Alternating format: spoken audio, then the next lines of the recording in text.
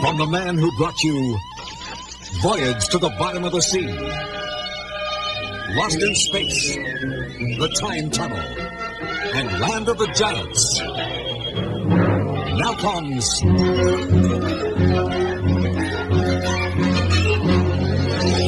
the Fantasy Worlds of Irwin Allen, featuring clips from your favorite TV shows.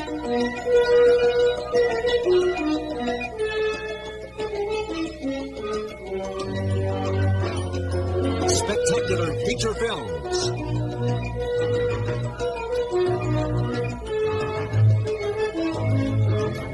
Incredible home movies. Outtakes. And never-before-seen bloopers and promotional films. If you raise your hand, those that are going to get killed, raise your hand. And interviews with the people who made it happen. With your hosts, June Lockhart, Bill Mooney, and the robot from Lost in Space.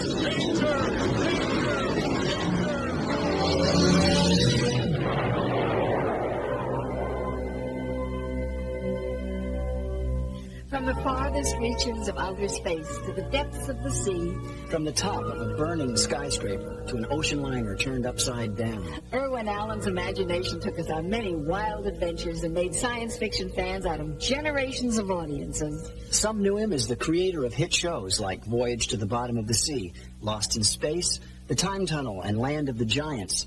And others knew him as the master of disaster, the producer of blockbuster movies like The Poseidon Adventure and The Towering Inferno. But for those who knew him best, he was a creative visionary, a pioneer who brought a youthful enthusiasm to everything he touched. Warning, warning, danger, danger. Warning, warning, danger, danger. Warning, warning, danger, danger. What is it, Robot? My sensors indicate we are about to travel through time and see many strange things. Well, what's so scary about that? It is just that I might run into my old friend, Dr. Smith, and his insults will likely damage my audio relays. Look, don't worry about it, Robot. Nothing bad will happen to you while we're around. I will try to control myself, Will Robinson. Robot, why don't you try and punch up some background information on Irwin Allen? Affirmative.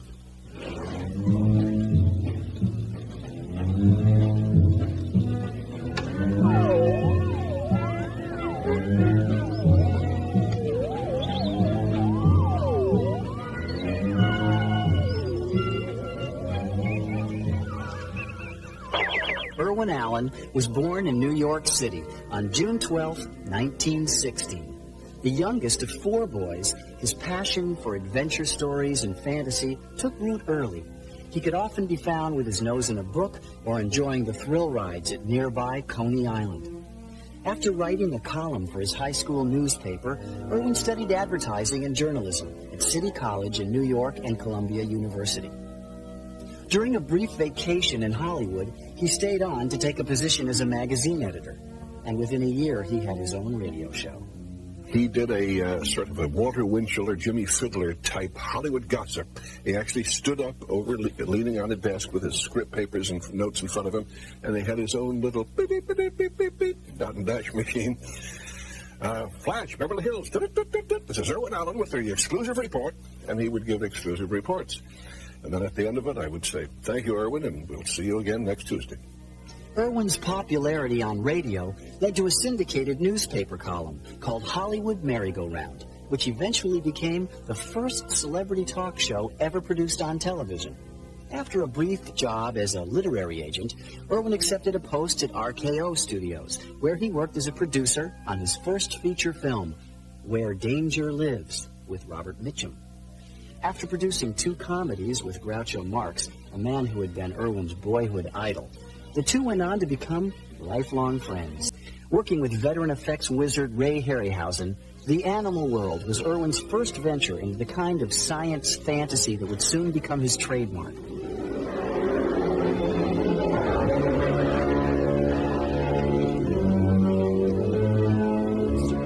Irwin was invited to 20th Century Fox for the beginning of what would become a 14-year odyssey.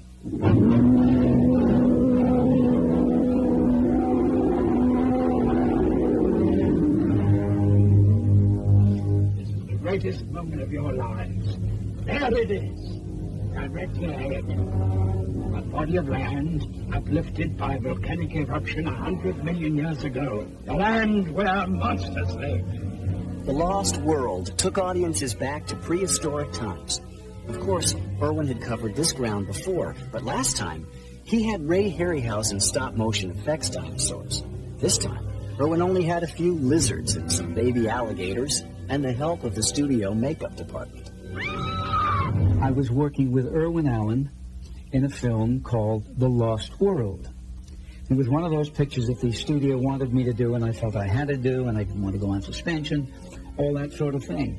And I didn't like the script, I didn't believe in the script, and I'd get on the set and I'd see Jill St. John in pink tights holding a poodle, but the actors were just put together quite well. And all the monster stuff and the dinosaurs, all of that worked very, very well. And you'll be stunned by the horrifying 100-foot fire monster that guards a king's ransom in treasure.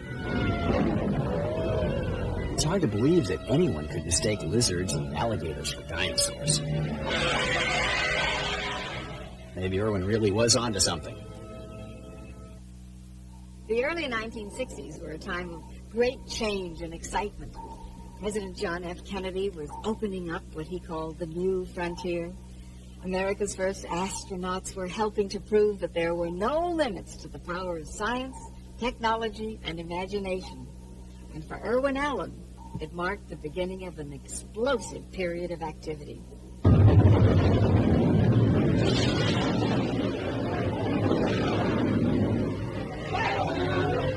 You are there when the United Nations is thrown into a turmoil. You are there when the frogmen battle a mammoth squid. You are there when the entire sky catches on fire. You are there in the most startling underwater pursuit ever built. Inspired by Jules Verne's 20,000 Leagues Under the Sea, Irwin's film, Voyage to the Bottom of the Sea, introduced the extraordinary submarine sea view to audiences all over the world. Not even the soaring imagination of a Jules Verne could have dreamed of such a fantastic adventure with a cast as exciting as the wonders they encountered. Walter Pigeon. We hope to see sights never before seen by man. Joan Fontaine. Peter Lorre. Suko. Barbara Eden.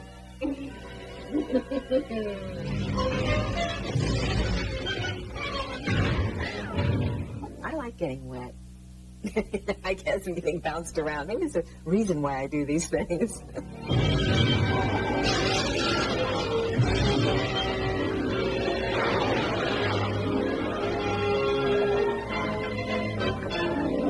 When I worked with him, Irwin would wear the boots, the riding boots, and riding pants.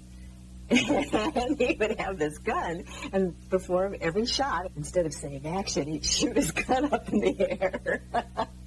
That threw him a little. In here is the heart, the atomic motor room. There is more destructive force in this room than in all the explosives used in World War II. Time magazine reviewed Voyage to the Bottom of the Sea, and they gave Joan Fontaine and I the highest marks in the film. It said that we overcame everything, even our 3-inch heels on a submarine. Voyage to the Bottom of the Sea was one of the biggest box office hits of 1961. In 1964, Irwin Allen took the big plunge into television with a weekly version of Voyage to the Bottom of the Sea. This is the Sea View, the most extraordinary submarine in all the 7 seas. Welcome aboard the Sea View, gentlemen. I'm Irwin Allen, producer and sometimes writer-director of this new series. Using sets, costumes, and stock footage from his feature film, he dazzled audiences with one of the most spectacular pilots ever produced.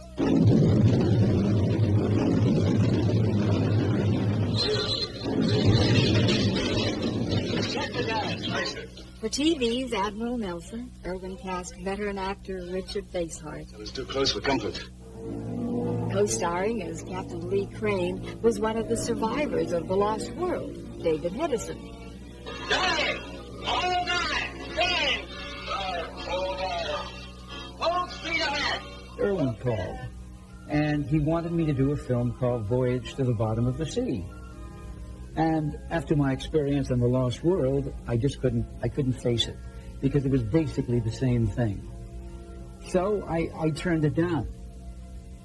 And then a couple of years after that, he called me for Voyage to the Bottom of the Sea, the series.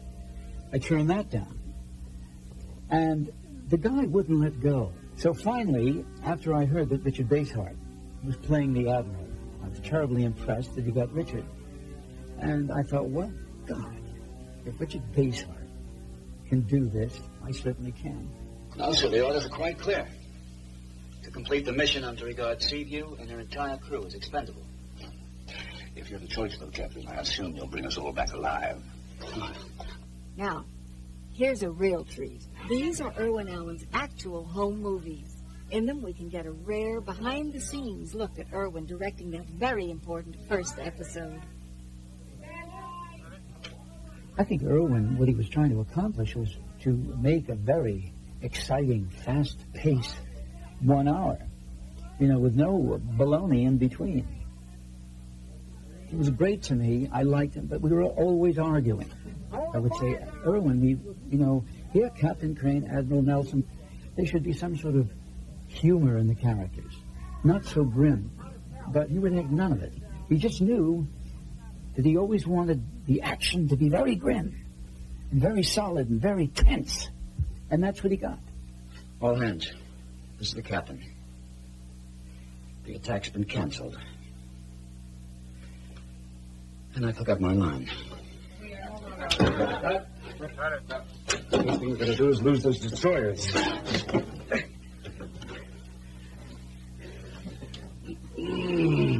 Right.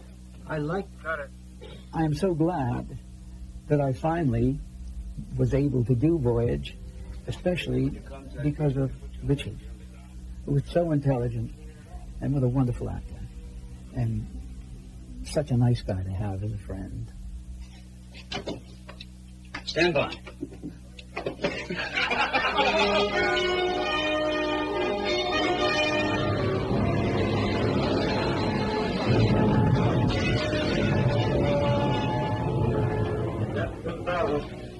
During the show's first season, Voyage, like most shows at the time, was filmed in black and white.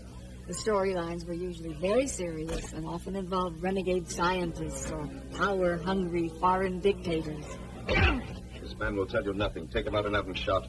Bob Dowdell played the role of Executive Officer Chip Morton, and Del Monroe, the only holdover character from the feature, returned as the ever-present and ever-popular Seaman Kowalski. Well, I don't. Somebody's shooting us, and then that kid, we're in a top-secret mission. I don't recall volunteering. Did you? The enormous backlot at 20th Century Fox supplied Irwin and his creative team with an unlimited range of standing sets, props, and costumes, allowing for virtually every kind of storyline. A large moat fronted the beach, which was used to represent an endless array of islands and jungle settings.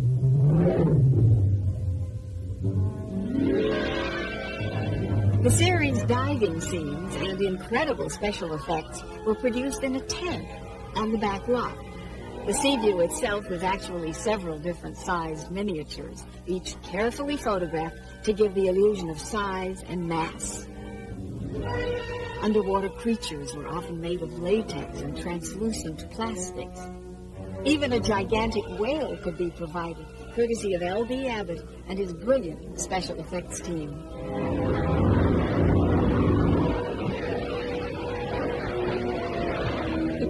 All right, now I bet you're all wondering what I'm doing with this metal bucket and stick. Well, I'm going to let you in on a little trade secret concerning one of Irwin Allen's most famous special effects. You know how in virtually every Voyage episode, the Seaview usually gets tossed around by a giant squid or an explosion of some kind? All that tossing and turning was what we called the rock and roll, and was accomplished by having all of the actors lurch in one direction while the camera was tilted in the other direction. The actors and crew would literally be signaled by Irwin, or the director, banging loudly on a metal can. Everybody to the left.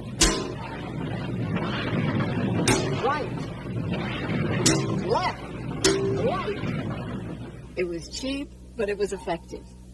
And if you pay attention, you can see it used in virtually every episode of every one of Irwin's TV shows. As Voyage continued for 3 more seasons, several changes took place. In addition to being in color, the sets were modified to make them less claustrophobic. Harry Becker came aboard as Chief Sharkey, replacing the late Henry Kalki. And a surfer named Riley was added to appeal to female viewers. Man, eat that fish! Brace yourself.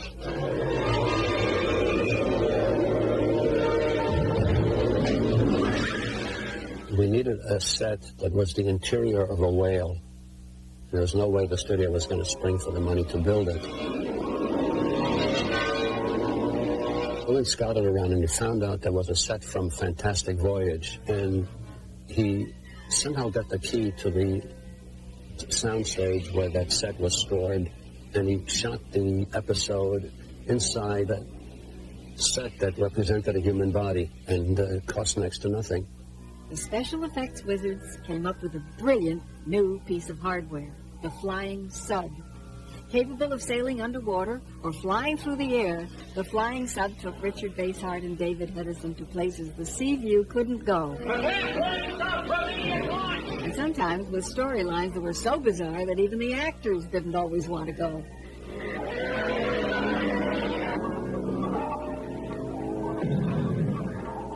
He tried to get audiences with the monsters. The fossil man, the rock man, the lobster man, the this man, the that man. Exactly what did this sea monster look like?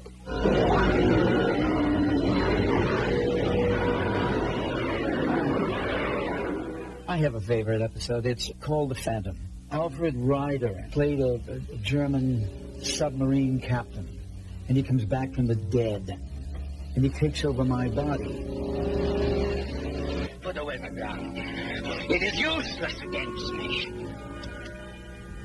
You can stop a bullet now, Kruger.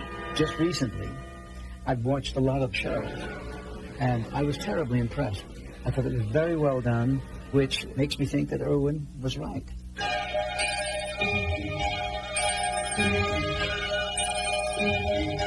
Irwin made something pretty grand here. And I'm proud to have worked with him. Colorful monsters, bizarre plots. Sounds awfully familiar. But then I, too, was a guest star on Voyage. Oh, Ellen Bryce, Captain Craig. How do you do? It was an episode entitled The Ghost of Moby Dick. And it led to my being cast in Irwin's next project, a little television series called Lost in Space.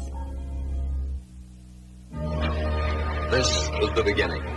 This is the day. You are watching the unfolding of one of history's great adventures. Man's colonization of space beyond the stars. In the spring of 1964, Irwin Allen pitched the networks an idea for a pilot based on the Swiss family Robinson.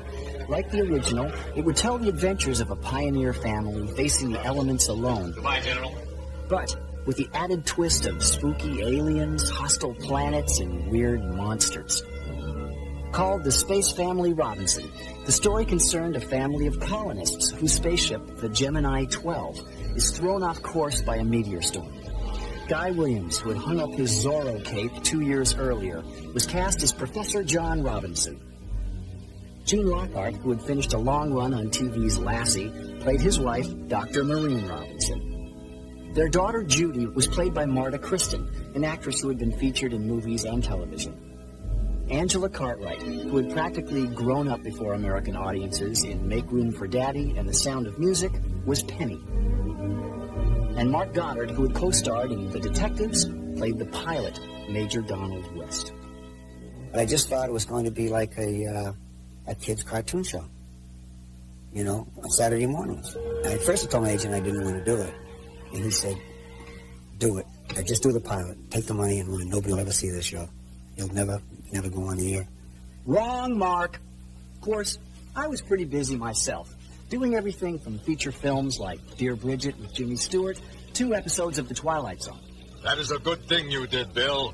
That is a real good thing. Hey, don't worry, Robot. I'm not going to wish you into the cornfield or anything. But what about my character? You did not mention me. Well, actually, Robot, your character wasn't in the original pilot, and neither was Dr. Smith. That does not compute. That does not compute. What did compute was the budget. Directed by Irwin Allen at a cost of nearly $700,000. No Place to Hide was the most expensive pilot ever produced up to that time.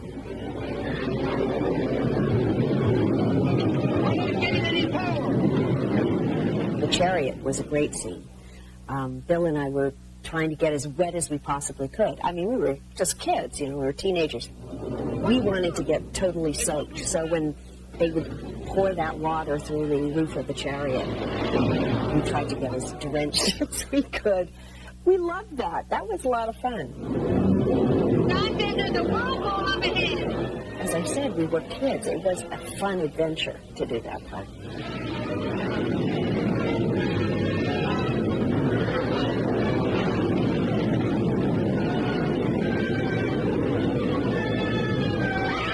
We went out, we did a pilot, and it was the earthquakes in the sea, and I was working with these wonderful people, and it all came together.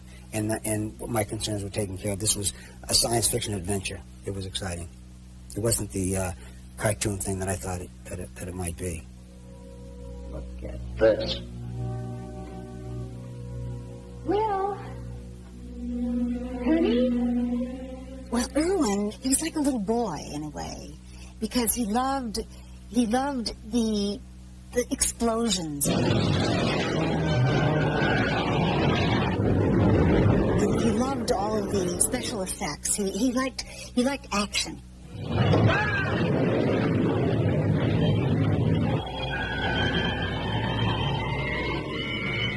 Although the series would be photographed in black and white, Irwin wisely chose to film the second unit and effect sequences in color, just in case they could be used in something else later on.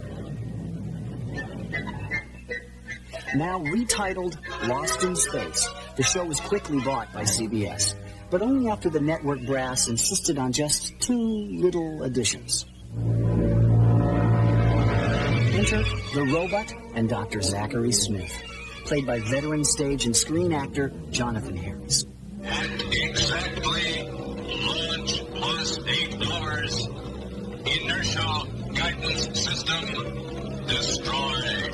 The new story editor, Tony Wilson, had the idea of a character somewhat like Long John Silver, who would be a kind of a treacherous, hitchhiking fellow traveler whom they couldn't get rid of, and who was full of ideas for mischief, and who also formed a relationship where he was more of a father figure for the little boy than the father was. Hey, what are you doing there? You're not supposed to do that. Who's the doctor, you or me? I immediately saw the value of this and wrote another draft of the script. And at first I had a kind of an exotic name for Dr. Smith. And again, Irwin said, no, call him, a straightforward American name, and I called him Dr. Smith. And I think he was right about that. But now, on to the practicalities. Only one person is currently of use to us, Major Don West. Useful because he's the only one who can pilot this spaceship. Since the others serve no purpose, they must be liquidated. When we have learned what we need to know from Major West, he will be liquidated as well. With me so far? Affirmative. Destroy everyone. I did not like that man, Dr. Smith, as written. Because of my expertise and my experience, which is, of course, vast, I knew that in 4 or 5 shows he'd be killed off. And then I'd be jobless again, which is very boring. Oh, Dr. Smith, you've really been hard at it. Oh, yes, indeed. A little physical exercise is so good for one. I played many villains in my time, and my most successful villains have been comedic villains. Go away, Major. You irk me. And I began to sneak it in. And I must say, Irwin not only allowed me to do that, but one day said, do more. And I did. And the rest, as we say, is history. Computing our past efforts in relation to time spent, we should finish this job by 14:15 this afternoon. One more word and your computers will suffer a concussion. When it debuted on Wednesday, September 15th, 1965, Lost in Space was hailed by the critics as a roller coaster ride of story and special effects. There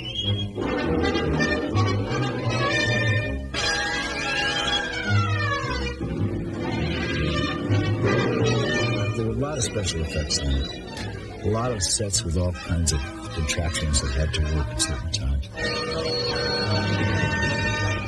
His sets were big.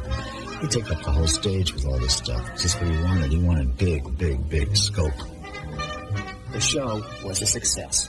But it soon became apparent that the antics of Dr. Smith, Will, and the robot were overshadowing the series' other cast members. Don't be afraid, Will. Just keep calm. I am. You see, these alien creatures may be very terrifying. You mustn't panic, you know. And don't tremble. I'm not. You are. Even though it lessened the family's impact on the show with Jonathan and Will and the robot, it's created something for the adults to watch, to really have fun with. I think it's safe to say that the two of us now constitute a voting majority. I do not vote. I am not programmed for free choice. Don't worry about it. It's vastly overrated. The remainder of Lost in Space's freshman year saw many adventures for the Robinson family and their reluctant stowaway. Highlights include The Keeper, a two-part episode with guest star Michael Rennie. Do not be frightened. I will not harm you. Welcome Stranger with Warren Oates. His footwork's going to have to be a lot more nimble if he figures on hitting me. You are even more stupid. And even a guest appearance by Robbie the Robot in War of the Robots. I can destroy you easily, foolish, sad machine. You need a small demonstration of my powers.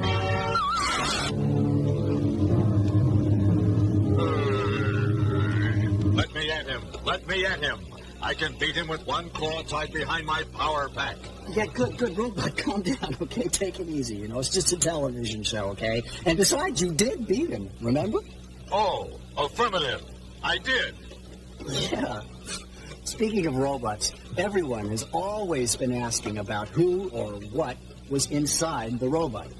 Well, after all these years, we thought you should know. It was an actor named Bob May, seen here in these incredibly rare home movies taken on the set by his wife, Judy. Every day, Bob would get into this elaborate metal, wood, and fiberglass costume, assisted by prop man Paul Skelton. Paul was the brother of Red Skelton, who, believe it or not, was one of Irwin's partners in the series. Warning!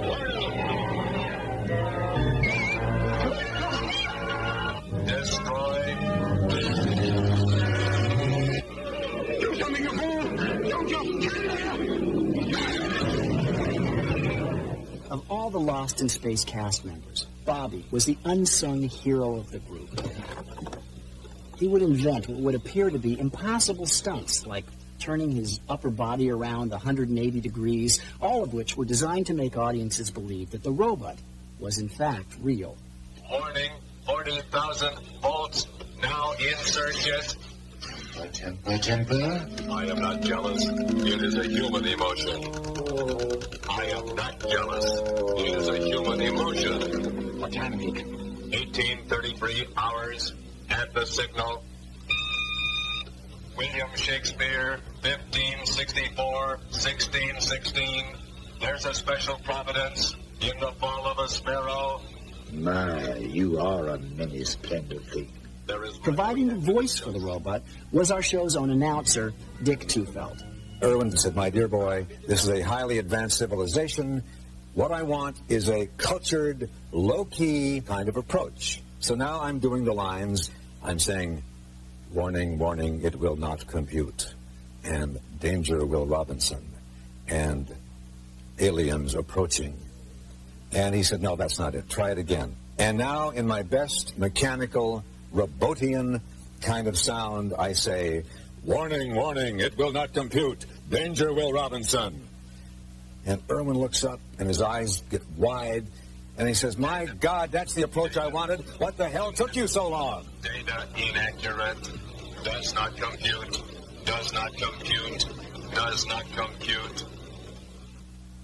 I'd like to tell you a true story about the time that Mark Goddard and I played a little practical joke on Bobby May. One day, we all went to lunch, and Mark and I actually locked Bobby inside the robot suit, and we just took off and left the stage, and we left him there, and I just kind of realized something. I don't think that Mark and I ever let Bobby out of the suit. Could it be that... Bob? Oh, hi, Bill. How's our ratings on the show doing? Hey, Bob, I hate to tell you this, but the show's been off CBS for like 30 years. That was a long lunch. Yeah, I think you can come out now. Oh, thanks, buddy. What some people won't do to be in show business. It's a job. It's a good job. It's real good. Yes. When Lost in Space returned for its second season, it did so with a bang.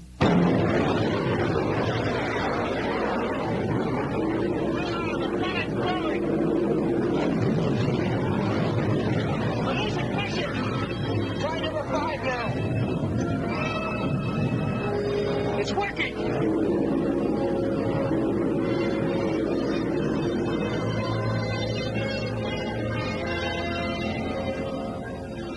Maureen. Yes? We can relax now. I think we're finally on our way. Good. Now free to travel the galaxy in search of Alpha Centauri, the Robinsons, Major West, and Dr. Smith would encounter many strange worlds and even stranger aliens.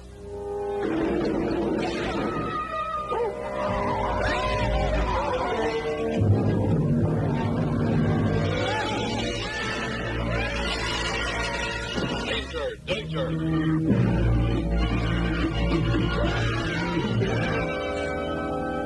Well, what do you think? In my world, I am considered handsome.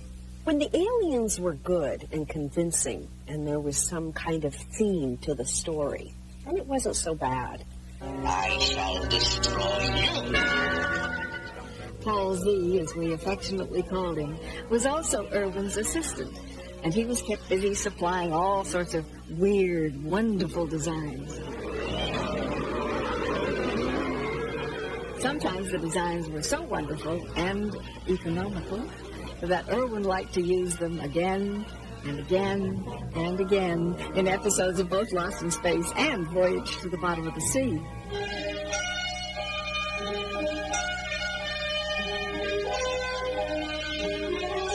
The most fabulous monster that I did was the one-eyed Cyclops in Lost in Space. And that was made out of palm tree bark. I had the paint department process it and fireproof it, and then we got it back up to wardrobe, and we sewed it over a Union suit, and we made the Cyclops outfit out of that. The reason the mouth never moved was because Irwin said it wasn't important, and it would cost too much money to form a plaster cast and make it believable. So we always hid the dental work, so to speak.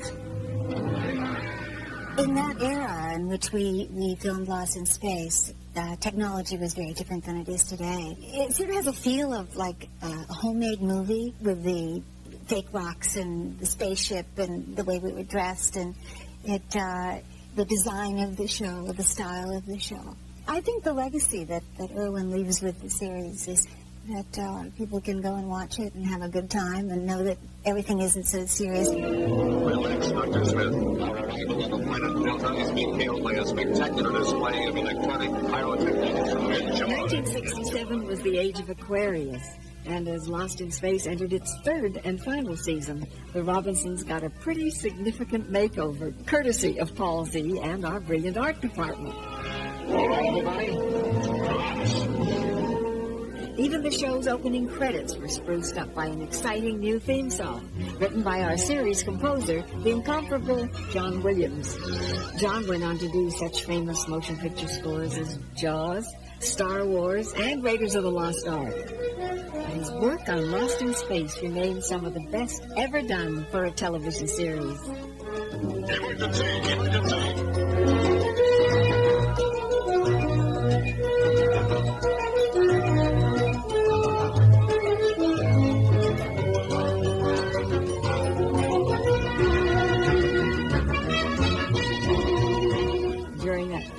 season, the Robinsons got more chances to journey through space. Ran into space hippies in The Promised Planet. It's like freaky, man. Real freaky. We're gonna freak out together.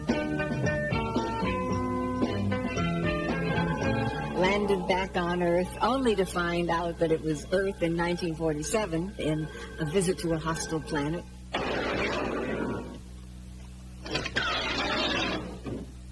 I suggest we leave before those jokers really get me riled up. And battled evil twin Robinsons in what many consider one of the series' best episodes, The Anti-Matter Man. Yes, we are alike, aren't we? Who are you? I asked you who you are.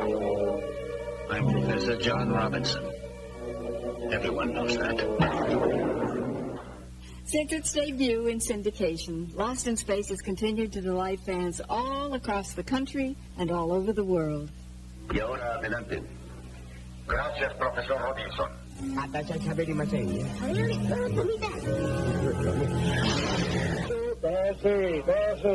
crois que tu ferais mieux de rester ici. Il peut y avoir de nouvelles explosions. Demande si ce qui se passe. In December 1990, Lost in Space celebrated its 25th anniversary with a huge convention held in Boston.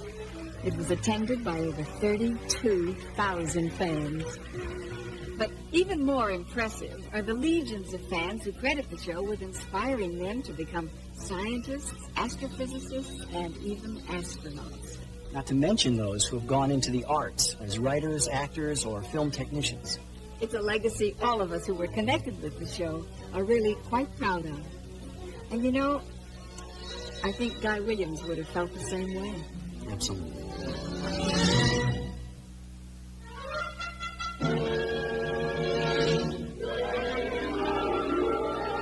Two American scientists are lost in the swirling maze of past and future ages during a first experiment on America's greatest and most secret project, the Time Tunnel. Tony Newman and Doug Phillips now tumble helplessly toward a new fantastic adventure somewhere along the infinite corridors of time.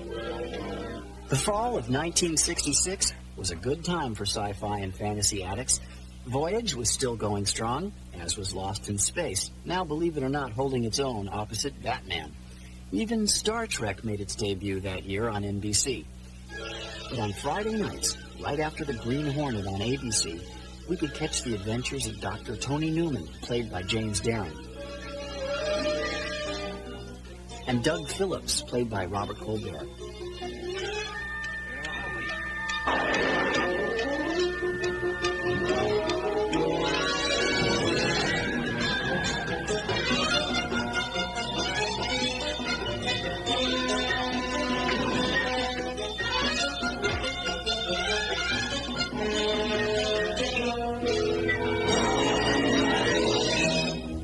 As with every Irwin Allen production, the pilot, titled Rendezvous with Yesterday, was carefully planned and storyboarded. Compare these sketches for the opening sequence with the version as it appears in the final film. So red alert! Red alert! All Cannon Tower personnel report to their stations on the double. Irwin would go to any length to make it look exactly like what the storyboard was. So when I saw what Irwin had storyboarded, and then eventually saw this incredible set, which was exactly like the storyboard, but grand, of course, it was breathtaking. It helped you in your character. You fantasized that you were here.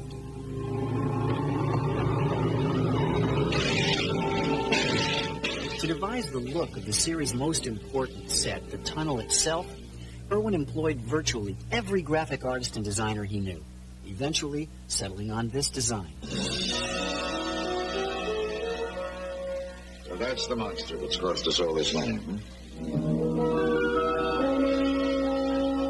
It was enormous. It took 2 sound stages. It had a hypnotic effect. And just as the characters were drawn into the tunnel and taken back into time or forward into time, so was the audience. Former Miss America and former big screen Catwoman Lee Merriweather played Dr. Anne McGregor, along with John Zaremba as Dr. Raymond Swain and Whit Bissell as Lieutenant General Haywood Kirk. We're looking back into time to what's happening. It's a fascinating idea. Can it possibly exist? Can there be somebody floating around somewhere in that thing we call time? I'm one of the men in charge of this station. You must be new here. I'm Dr. Newman. I'm back. I've been here 14 months, mister. I never heard of you, Dr. Newman. 14 months? But I've been here every day for the past 7 years. What's the problem, soldier? Jiggs? Jiggs, it's me, Dr. Newman. Newman? I don't have any Newman around here. What are you talking about? You know me. Tony Newman. The pilot episode, which Irwin directed, had a very good feel about it. And once I got into it and realized even more about what this whole time travel thing was about and how interesting it could be week after week, then it became intriguing to me.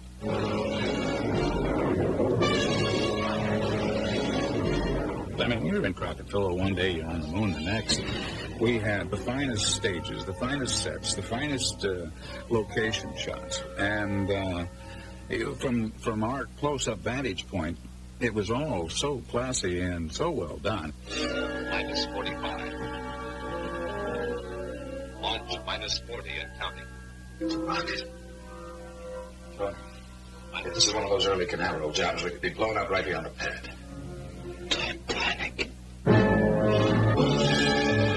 We will kill Abraham Lincoln. I couldn't wait for what might happen next week, script-wise. You know, something come in, we would travel to the assassination of Abraham Lincoln, or whatever it might be. Who are you? What are you doing here? What we are does not matter. We are here to destroy you. But as the settings and situations offered the viewers visual variety, some felt that the format of the show was becoming predictable. It's going to be hard for you to understand. But we're time travelers. You've got to believe me. You are under arrest. Arrest? What do you want with us? We've done nothing to you.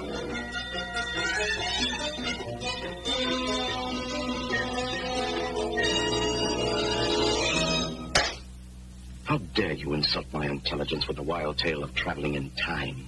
You could look at it and say, my God, this is going to be the same thing every week. But I think the stories that took place, the little personal stories of the people involved in those scripts, I think that's what made it interesting to us as actors. Something's very wrong with their timetable. I don't know what it is, but it's wrong. I was always there fixing it. I think I probably made more mistakes than anyone else on the show as far as losing them and not being able to track them. What happened to your time fix? I don't know. It's supposed to be midday. We acted a lot to little sticks with little round circles and faces drawn on them for one would be Jimmy and one would be Bob. and we would pretend that they were in some sort of peril usually. Our only problem was in finding out exactly what kind of danger were they in. Of course, not every episode stuck to the same formula. In The Day the Sky Fell Down, one of the best and most dramatic episodes of the series, Tony and Doug land at Pearl Harbor on the eve of the Japanese attack. Here, Tony encounters his own father, knowing that he will soon be a casualty.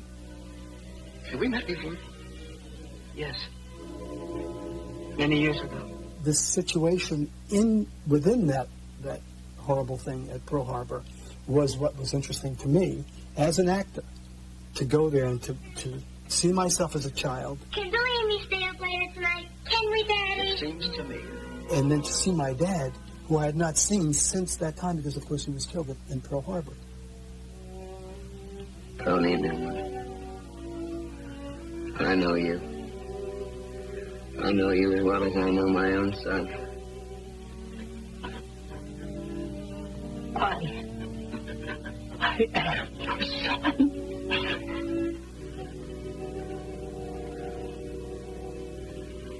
Good to know my little boy is still alive. course, it wasn't all work and no play for the Time Tunnel's support staff. What is this place? Occasionally, even Lee Merriweather and Whit Bissell got into the action. I was thrown back in time to the French Revolution.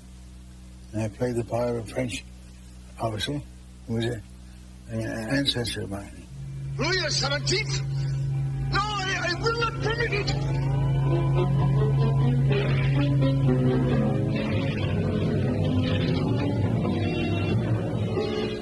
It's impossible. My ancestors came from Scotland, France. Well, you must admit it's a rather startling resemblance.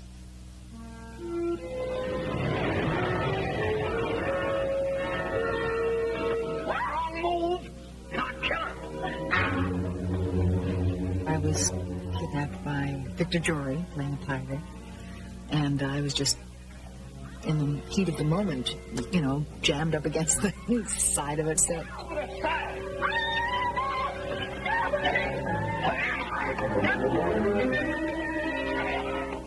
Oh, my nylons were all running and blood was running down my leg. I still carry a couple scars from the set. Of course, getting Tony and Doug to different exotic and historical locales every week didn't come cheap. But when things got tight, Irwin could always take advantage of 20th Century Fox's vast library of stock footage. When we had Khyber riflemen, we had 20,000 Khyber riflemen. See, we didn't just have 6 guys out of the stunt union coming out there riding old nags. We had some great stock footage shots.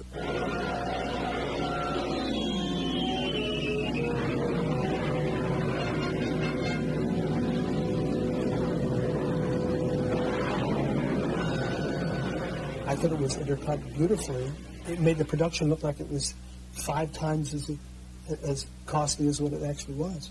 I mean, that fools people today.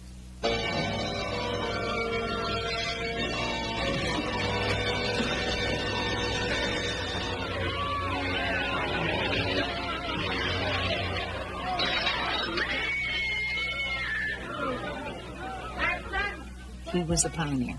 He was a man who always knew what was going on all his sets, all his scripts, all his writers, directors, crews, cast. He was the consummate professional producer. Irwin, he was all right. He was a very sensitive man. He hired good people, and that's why they stuck with him all those years, because they could relate to almost anything he did, even though it's fantasy. But fantasy, we live in fantasy more than we live in reality. And I think that's why there was always a place for an Irwin Allen. Although The Time Tunnel was one of Irwin's personal favorites, it lasted just 1 season. And despite the fact that there were only 30 episodes produced, it continues to be an audience favorite around the world. Irwin Allen really was ahead of his time. Trapped in the giant laboratory. The attack of the giant goldfish. Refuge in a giant egg crate. A moment of sanctuary. Then, well, there can be no sanctuary in the land of the giants. Set in the then future of 1983, Irwin's 4th television series, The Land of the Giants, premiered September 21st, 1968. The pilot episode concerned the passengers aboard a futuristic airliner traveling from Los Angeles to London. What's happening to us?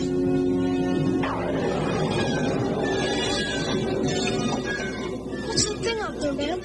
We hit some kind of strange time warp, some big green ball, and then we were on this place where everything was 12 times larger. It was some kind of parallel world. It's trying to say, like a magnet. What they encounter when they crash land is more than they or the audience can comprehend.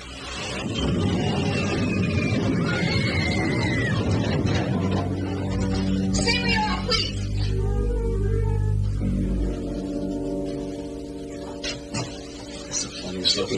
all there is. If it really is London. Maybe we better go out to see where we are.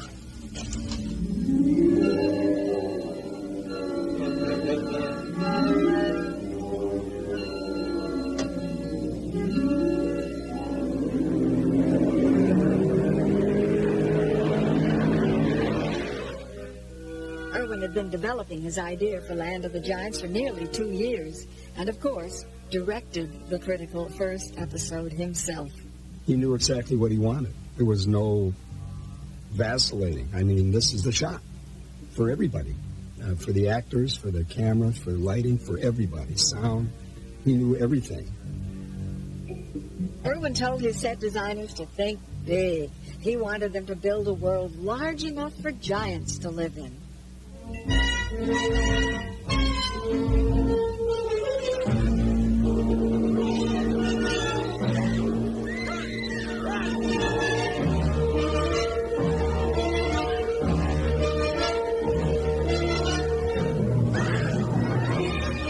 Unlike today's sci-fi blockbusters, Irwin Allen didn't have computers or digital effects.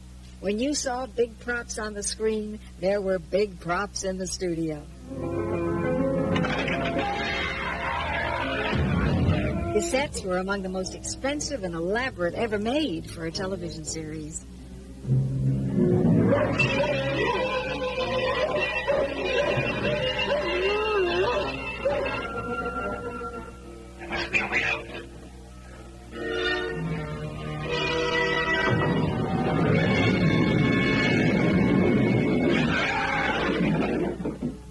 It was enormous. The set where the ship had crashed into. I mean, it was 360-degree cyclorama surrounding 2 sound stages with these huge trees, and it was incredible. Marker.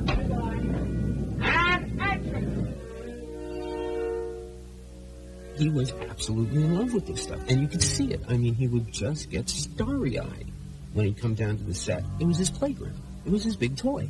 And he would bring his friends down to see, what new toy he had. Because Irwin was a kid, and so was I, and so I kind of recognized what he was doing.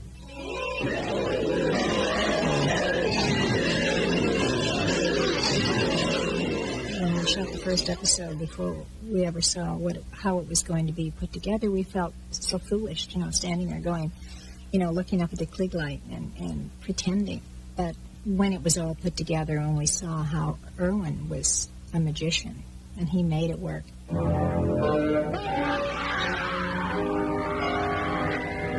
was a little different for me because I was more into concentrating and eyeballing somebody or getting into their head. And when you're talking to a spotlight and there's nobody there, it was a little different, that's all.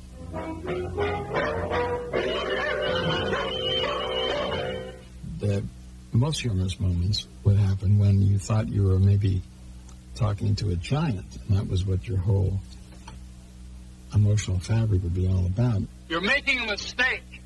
And then later on when they cut, you found out actually you were talking to a giant chicken.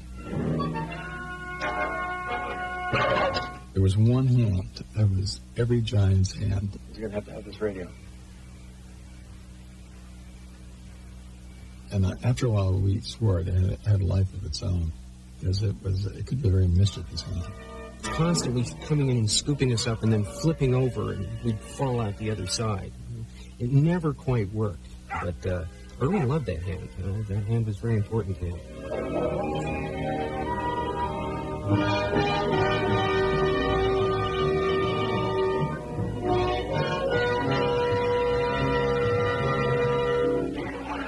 One squeeze of his fingers, that's all it takes.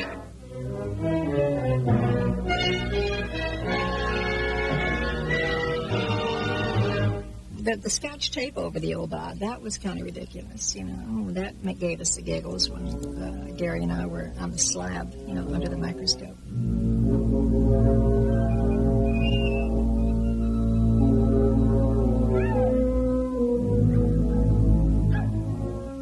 Because of the giant props, Land of the Giants was the most physically challenging of all Irwin's series.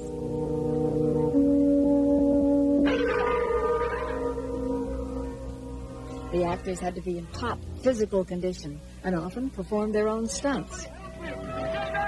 When you saw us climbing those ropes, I mean, that was us. Please.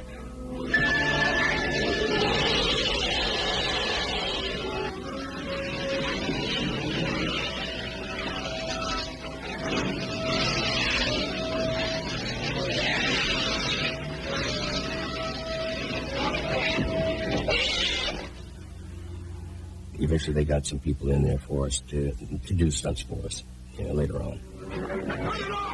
Of course, not all the dangerous stunts were handled by the stuntmen. During the filming of The Chamber of Fear, the script called for Don Matheson to fall into a giant revolving gear and pretend to be unconscious. I hit that plank just dead center. I said, that's so beautiful to myself. My eyes closed. I'm unconscious.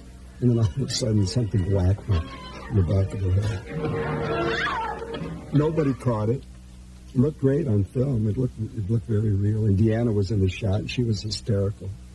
She almost fell off the scaffolding because she thought it was, funny. Sorry, I'm in trouble. He's always held that against me. He's never forgiven it. Where I always let his head get cut off, right? No. Well, I mean, I'm tried. I didn't try to cut it off. I tried, But, he was in serious trouble. And they just kept grinding. This is great acting. Help! Help, anyone! Ambulance! Help! Help! Help! Oh, thank heaven! Dying! Dying! Operator! Of course, all these physical dangers paled in comparison to those posed by the giants themselves. Not only were they big, they were strange. So strange that even Irwin and the cast weren't entirely sure just who they were supposed to be.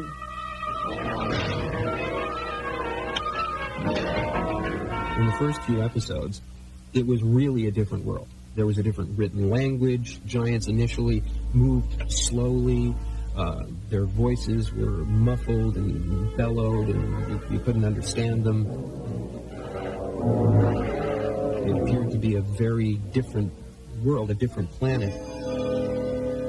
Do you understand me? Yes, we understand. You must tell me everything. Where are you from? From Los Angeles. It was very difficult to interact with the giants, which it became clear we had to do. If they spoke a different language or if they couldn't be understood, that wasn't their play. So, with very little explanation to anyone, it just changed. I apologize for having done this to you. Please forgive me. We really discovered that, this giant land was a real fascist dictatorship, and there was a secret police, and it got quite paranoid, actually. It was very strange, and we had, the little people were sought after as almost like political criminals, and captured to use against, in this sort of corrupt, dictatorial government. So, we've captured 2 of them. We're trapped. Land of Giants became a phenomenal hit in many countries that had what we would call totalitarian societies. And they said, well, this is, the little people against the government. Why should we believe you? Please listen to me. Under our form of government, phones are tapped. The walls have ears. They could have overheard you when you called me at the hospital. I couldn't take that risk. When they took Land of Giants off the air, there was the biggest protest that had ever been in Romania.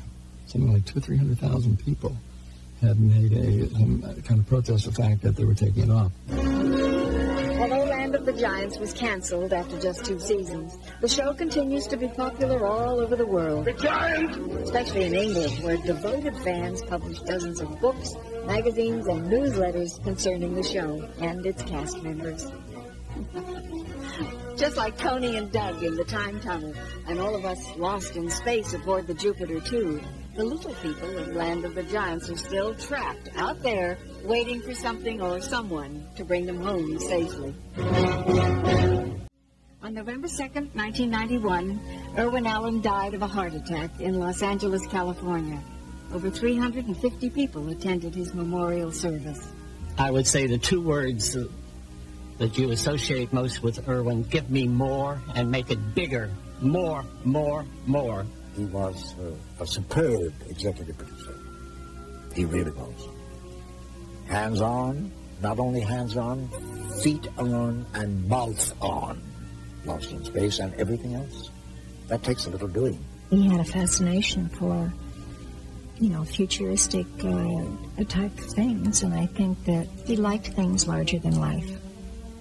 And I think that was the feeling that he projected with people around him, that he was larger than life. I would go and do anything for Irwin. I enjoyed being in his projects. They had imagination to them and scope. And some of them worked, some of them didn't. When they worked, they were fantastic. They had a real style about them. If I had to choose one word about Irwin, I would say passion was the key word. I mean, every frame in the movie was worked out with passion. The very fact that he was able to do shows that other people might think were outrageous was evidence of his courage. This was his vision. And he had the courage to follow through. So few people do. What he turned out is etched in our memory to this day. And I suspect will be for many more decades to come. Irwin was a great salesman, producer, all of that. He had great enthusiasm. And you would go into his office, and you would kind of feel good, like this was going to be the most wonderful thing that ever happened. He was a joy to watch. When I wasn't in the scene, I would love to watch him direct. He was interesting. He loved the movies. He wanted to be in the movie business. He wanted to be a producer. And he was. And he's one of the best ones we ever had. Whether it's films about fires and floods, or television series about space and time, Irwin Allen left behind a vast and enduring legacy that will entertain audiences for generations to come. What do you say, Robot? I say that does compute. Listen, Bob, I think you can come out of there now, huh? You've worked hard. It's hot in there. Come on out. Come on out. Bob? Looks like a little more of Irwin's movie magic. Affirmative. Well, hey, speaking of movie magic, maybe we can fire up the old Jupiter 2 and go home instead. Let's do it. All right, let's do it. Oh, thank you. Well, goodbye, everybody. Bye-bye.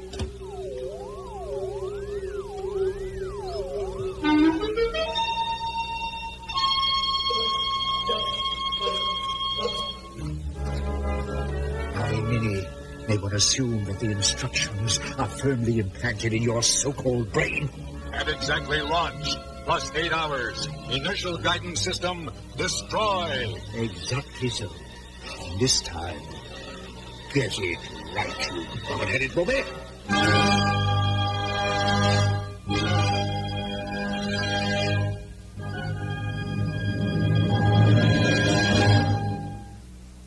Maneuvering. We'll lay down order to surface. Come to something or other at 5:15 in my cabin.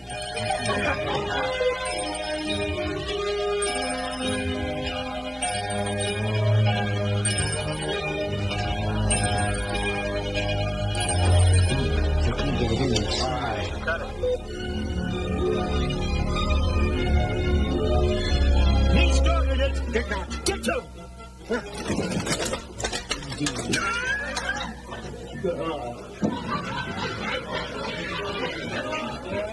The 1970s were a great period of productivity for Irwin Allen.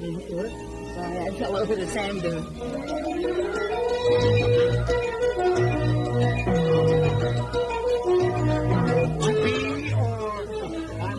I was so caught up in just seeing you two in character. Oh. I got a little verklempt.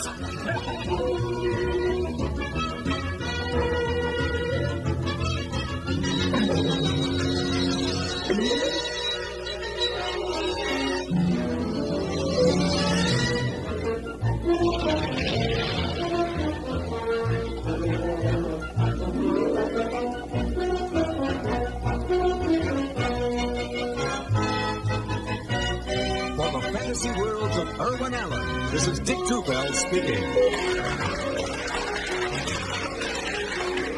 And I want to thank my mother, my father, my director.